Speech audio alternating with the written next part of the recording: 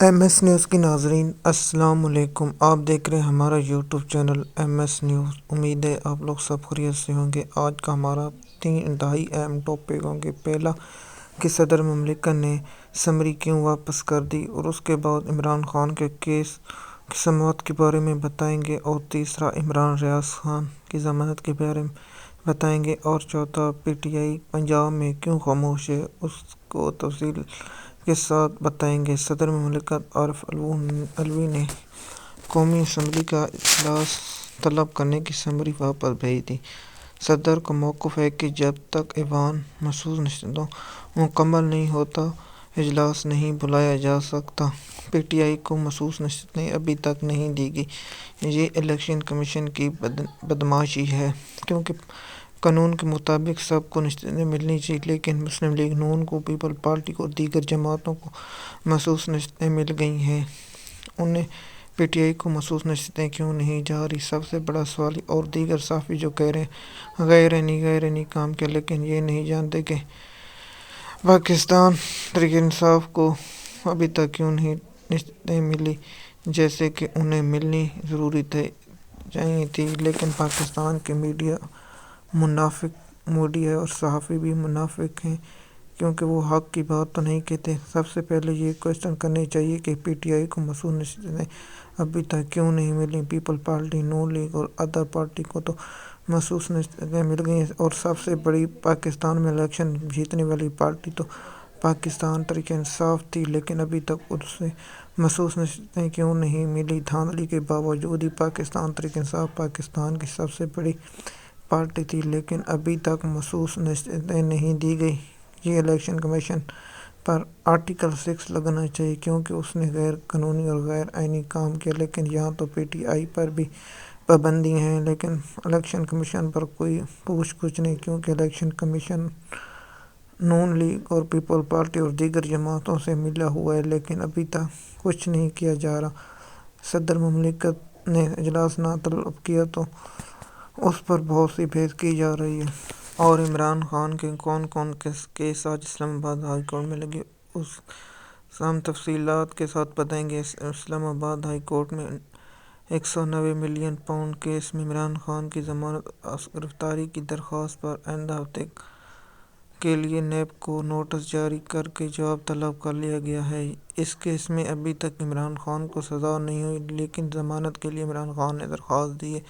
اسلام آباد high court سے عمران خان کو اس کیس میں بھی ضمانت مل جائے گی، اور دیگر کیسوں میں بھی عمران خان کو ضمانت مل جائے گی۔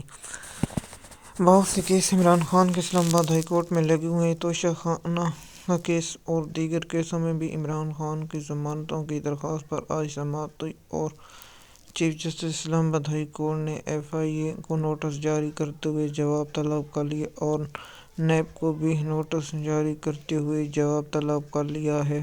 اور اس کے بعد سماعت کب ہوگی، اس کے بارے میں بھی ہم آپ کو آگاہ کرتے ہیں۔ عمران خان کے کیسوں کی سماعت جمعرات کو ہوگی، اور ہم جب ضمانت دلائل ہوں گے، اور اس کے بعد عمران خان کی ضمانت کنفرم ہوگی یا نہیں، اس کے بارے میں ہم اگلی سماعت پر آپ کو جمعرات کے دن بتائیں گے کہ عمران خان کو کیسوں میں ضمانت ملے گی یا نہیں، اس کے بارے میں ہم آپ کو آگاہ کریں گے۔